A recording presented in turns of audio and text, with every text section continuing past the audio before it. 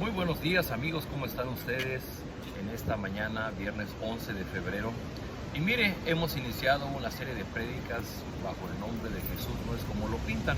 Y precisamente el pasaje que hoy vamos a leer, yo no logro imaginarme la cara, las expresiones del Señor Jesús, porque lo que está diciendo son cosas muy fuertes contra los fariseos. En las películas se nos ha pintado a un Jesús que habla con una voz muy quieta, muy dulce, muy amable. Casi que cuando Jesús habla, hasta los pajarillos se asientan para poder escuchar lo que Jesús dice. Pero cuando uno lee un pasaje como el de hoy, pues no tiene otra opción más que imaginarse a un Jesús enojado, a un Jesús convencido de la verdad y que tiene que decirla aunque sus oponentes se enojen. Voy a leer en Lucas capítulo 11, versículos 37 en adelante. Dice: cuando Jesús dejó de hablar, un fariseo lo invitó a comer en su casa y Jesús entró y se sentó a la mesa. El fariseo se extrañó al ver que no había cumplido con la ceremonia de lavarse antes de comer. Pero el Señor le dijo: ustedes los fariseos limpian por fuera el vaso y el plato, pero por dentro ustedes están llenos de lo que han conseguido por medio del robo y la maldad. Necios, ¿no saben que el que hizo lo de afuera hizo también lo de adentro? Den ustedes sus limosnas de lo que está dentro y así todo quedará limpio. El pasaje es un poco extenso, pero déjenme solamente introducir. Dice que en este momento otro fariseo invita a Jesús a su casa. Y este fariseo, pues al igual que, ¿se acuerda? Habíamos hablado de Simón, otro fariseo que ha invitado a Jesús a su casa.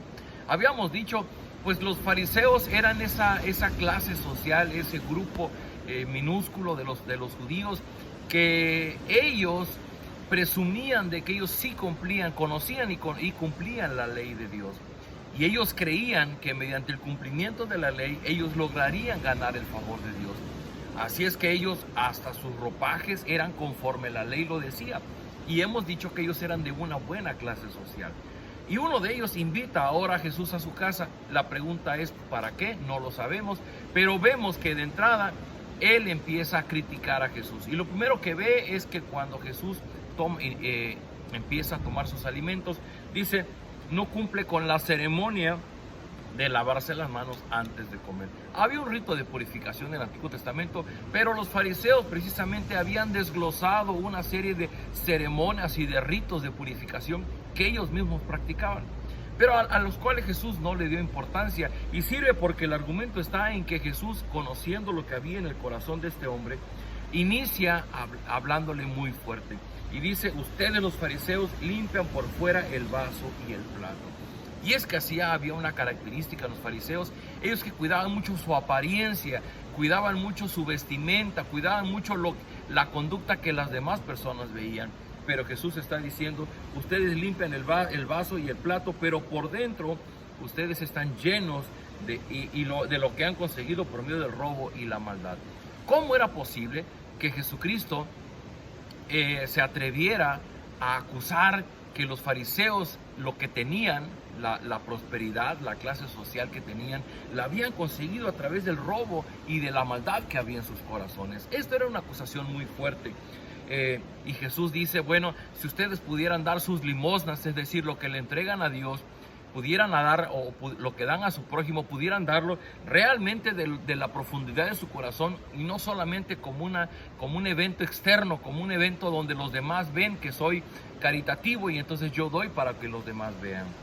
Y Jesús va a iniciar varias lamentaciones más respecto de ellos. Las voy a mencionar muy rápido. Dice: ay de ustedes fariseos, que separan para Dios la 10ª parte de la menta, de la ruda y de toda clase de legumbres, pero no hacen caso de la justicia y el amor a Dios. Eso es lo que deben hacer sin dejar de hacer lo otro. Hemos dicho que los fariseos tenían en la ley un sistema de puntaje, es decir, entre mayormente pudieran cumplir con la ley, ellos sentían que más puntos tenían delante de Dios. Entonces, el punto clave para ellos es: obedece la ley para que entonces Dios te dé de su favor y de su gracia. Y lo que Jesús está diciendo, dice: bueno, es que ustedes se han preocupado tanto por dar el diezmo hasta de los alimentos más, de los productos más pequeños de su huerto, de sus cosechas, como es la menta, la ruda y toda clase de legumbres, que han olvidado lo más importante, que es el ejercicio de la justicia y del amor de Dios. Dice, hay de ustedes fariseos que quieren tener los asientos en honor de las sinagogas y que desean que la gente los salude con todo respeto en las calles. Este saludo para los judíos era también una especie de rito que tenía que hacer las personas. Y dice, ustedes aman sentarse en los primeros lugares de la sinagoga, aman que cuando ustedes pasen por la calle la gente los salude. Dice, ay de ustedes son como sepulcros ocultos a la vista, los cuales la gente pisa sin saberlo. En estos tiempos se acostumbraba que cualquier sepulcro era pintado de blanco para que fuera una señal y que las personas cuando vieran ese sepulcro pintado de blanco se dieran cuenta de que era un sepulcro y no pasaran sobre él, sino que se dieran la vuelta. Pero Jesús va a decir, ustedes son como esos sepulcros blanqueados que la gente los pisa y los pisa sin saberlos, es decir, la blancura que ustedes tienen no existe, no es tal. Aunque ustedes quisieran verse blancos y resplandecer, realmente la gente no lo ve y acaba pasando por encima de ustedes. Y luego dice que estaba por ahí, no un fariseo, sino un maestro de la ley, le dice, maestro, al decir esto nos ofendes también a nosotros. Él se sintió aludido, como decimos los mexicanos, se puso el saco. Y Jesús le dijo, ay de ustedes también, maestros de la ley, que cargan sobre los demás cargas que nadie puede soportar, y ustedes ni siquiera con un dedo quieren tocarlas. Es decir, eran maestros de la ley, enseñaban la ley y enseñaban la ley con tanto rigor que las personas que lo escuchaban, los alumnos que tenían, eran incapaces de poder cumplir la ley. Pero que también ellos como maestros, o que ni tampoco ellos como maestros podían cumplir esa parte de la ley. Dice, ay de ustedes que construyen sepulcros de los profetas a quienes los antepasados de ustedes mataron. Con eso dan a entender que están de acuerdo con lo que sus antepasados hicieron, pues ellos mismos los mataron y ustedes construyen sepulcros. Los judíos, los israelitas habían matado a todos los profetas que Dios se había enviado para darles palabra, y ahora ellos, queriendo hacer memoria de su nombre, edificaban monumentos en nombre de los profetas. Decía, pero es que con eso ustedes mismos están reconociendo que tienen una culpabilidad o un remordimiento de conciencia. Una de las últimas dice, hay de ustedes maestros de la ley que se han apoderado de la llave del conocimiento, pero ni ustedes mismos entran ni dejan entrar a los que quieren hacerlo. Cuando Jesús salió de allí, los maestros de la ley y los fariseos se enojaron mucho y comenzaron a molestarlo con muchas preguntas, tendiéndole trampas para atraparlo en sus propias palabras. Queridos hermanos y amigos, estos son los fariseos, estos son los maestros de la ley en tiempos de Jesús, que eran enemigos, eran contras del Señor Jesús. No alcanzaban a comprender el ministerio que Jesús venía realizando, no creían que era Dios mismo encarnado, no creían que Él era el Mesías y mucho menos entendían el plan redentor. Pero ¿cuál es la lección para nosotros?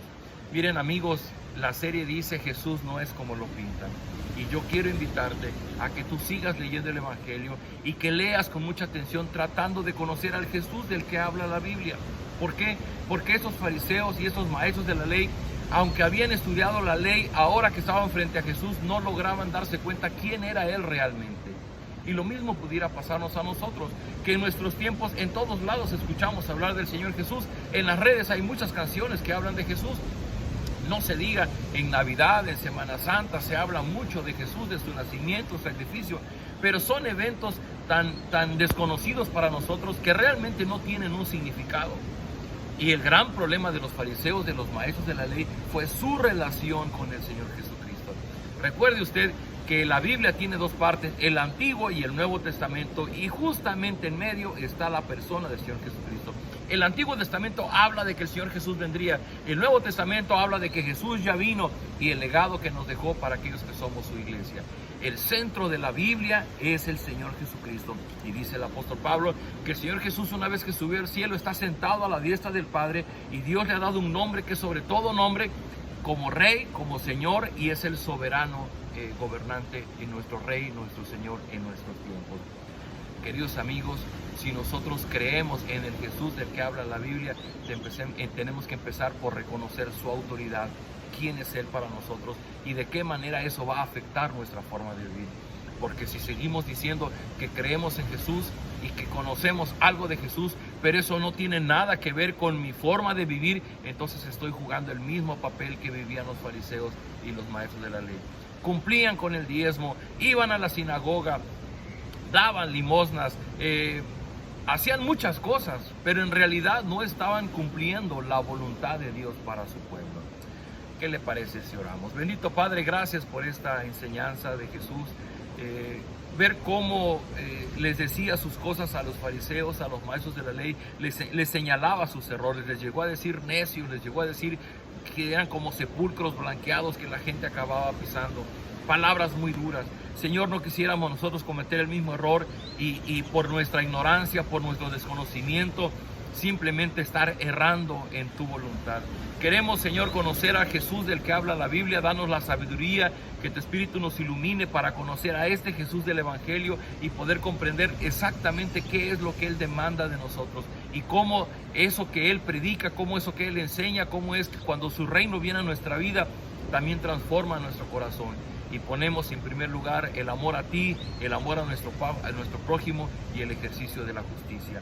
Te rogamos, Señor, bendícenos en este día de trabajo, permite que nuestras fuerzas sean suficientes para cumplir todos nuestros compromisos, pero por encima de todo, Señor, permítenos recordar cada instante de este día que tú estás con nosotros y que nos merecemos a ti y que buscamos hacer las cosas conforme a tu voluntad. Danos de tu gracia en este día, te lo rogamos en el nombre del Señor Jesús. Amén. Queridos amigos, un fuerte abrazo de su iglesia que está en la Península Viva. Nos vemos el día de mañana.